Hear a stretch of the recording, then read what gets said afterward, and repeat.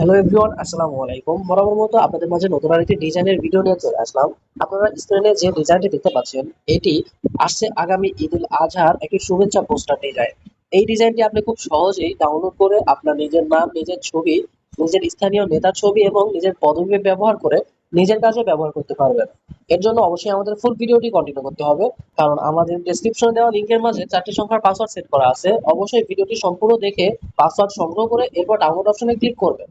ভিডিওর বিভিন্ন অংশে 4টি সংখ্যার পাসওয়ার্ড পেয়ে যাবেন।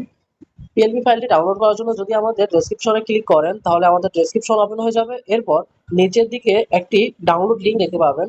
পিএলপি ফাইল ডাউনলোড লিংক নামে একটি লিংক দেখতে পাবেন। এই লিংকে ক্লিক করলে আপনারা আমাদের ওয়েবসাইটে প্রবেশ করবেন এবং ওয়েবসাইট থেকে নিচের দিকে একটু স্ক্রল করলে পিএলপি ফাইল নামে একটি বাটন দেখতে পাবেন। দেখতে পাচ্ছেন ডাউনলোড পিএলপি ফাইল নামে একটি বাটন রয়েছে।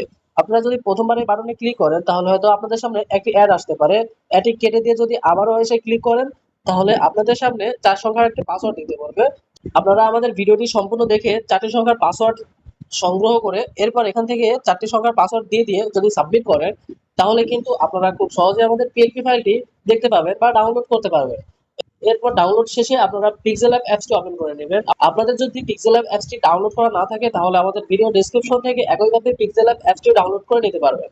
তো ডাউনলোড করার পর ইনস্টল করে ওপেন করে নেবেন। ওপেন করার পর উপর থেকে থ্রি ডট অপশনে চলে আসবেন এবং এখান থেকে ওপেন পিএলপি ফাইল এই অপশনটিতে ক্লিক করলে আপনাদের যত পিএলপি ফাইল রয়েছে সমস্ত পিএলপি ফাইল দেখাবে। তো যেহেতু নতুন করে ইনপুট করবো, তাই ডট পিএলপি তে ক্লিক করে দিব। এখান থেকে আপনার ফোল্ডার ওপেন হয়ে যাবে এবং ফোল্ডার থেকে আপনি ইতিমধ্যে যে পিএলপি ফাইলটি ডাউনলোড করলেন সেই পিএলপি ফাইলের নামটি সিলেক্ট করে দেন এখান থেকে ওপেন করে নেবেন। ওপেন করলে আপনাদের সামনে ডিজাইনটি এইভাবে দেখাবে। এখান থেকে আপনারা চাইলেই কিন্তু আপনাদের নাম, আপনাদের স্থানীয় নেতার ছবি, আপনার নিজের ছবি এবং আপনার পদবি চেঞ্জ করে নিতে পারবেন।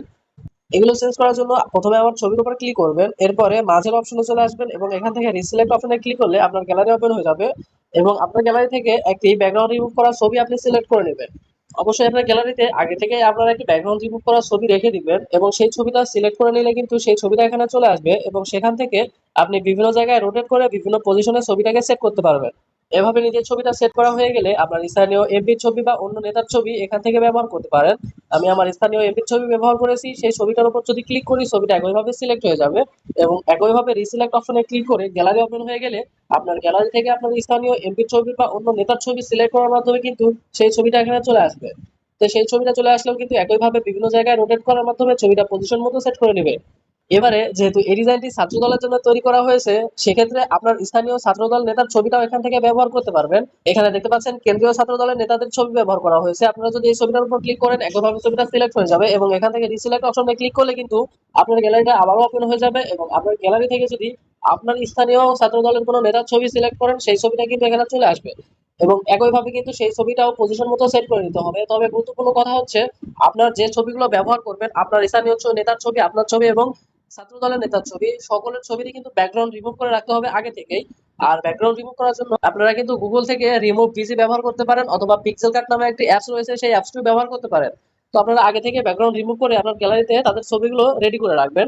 এরপর আপনার নামটি পরিবর্তন করতে হবে। নাম পরিবর্তন করার জন্য আমার নামের উপর ক্লিক করবেন। আমার নামের উপর যদি ডাবল ক্লিক করেন, তাহলে নামটি এডিট অপশন পেয়ে যাবেন। এখান থেকে আমার নামটি কেটে দিয়ে যদি আপনার নামটি লিখে ওকে করেন, তাহলে কিন্তু সেই নামটি এখানে চলে আসবে।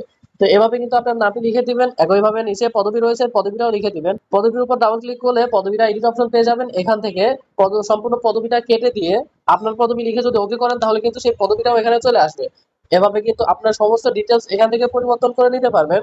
তো সমস্ত কিছু পরিবর্তন করা হয়ে গেলে আমাদের ডিজাইনটি কিন্তু প্রপারলি সেভ করার জন্য প্রস্তুত হয়ে যাবে। এবারে সেভ অপশনে ক্লিক করে আমাদের ডিজাইনটি সেভ করতে হবে। উপরে দেখতে পাচ্ছেন সেভ অপশন রয়েছে, এখান থেকে সেভ অ্যাজ ইমেজ অপশনে ক্লিক করলে আমাদের সেভ অপশনটি চলে আসবে। এখান থেকে কাস্টমস অপশন থেকে যদি আলট্রা অথবা ভেরি হাই সিলেক্ট করেন, তাহলে কিন্তু আমাদের এই ডিজাইনটা আরো প্রফেশনাল এবং হাই রেজলিউশনে সেভ হবে। এরপর সেভ টু গ্যালারি অপশনে ক্লিক করলে কিন্তু আমাদের এই ছবিটা আমাদের গ্যালারিতে সেভ হয়ে যাবে এবং আপনারা সেক্ষেত্রে কিন্তু বিভিন্ন জায়গায় এই ছবিটা পোস্ট করতে পারবেন। তো এভাবে কিন্তু একটি প্রফেশনাল ডিজাইন কয়েক সেকেন্ডের মধ্যে তৈরি করে নিতে পারবেন। আশা করি সম্পূর্ণ ডিজাইনটি এবং ভিডিওটি ভালো লেগেছে। আপনারা যদি আমাদের চ্যানেলে একদমই নতুন হয়ে থাকেন, অবশ্যই আমাদের চ্যানেলটি সাবস্ক্রাইব করে আমাদের সাথেই থাকবেন।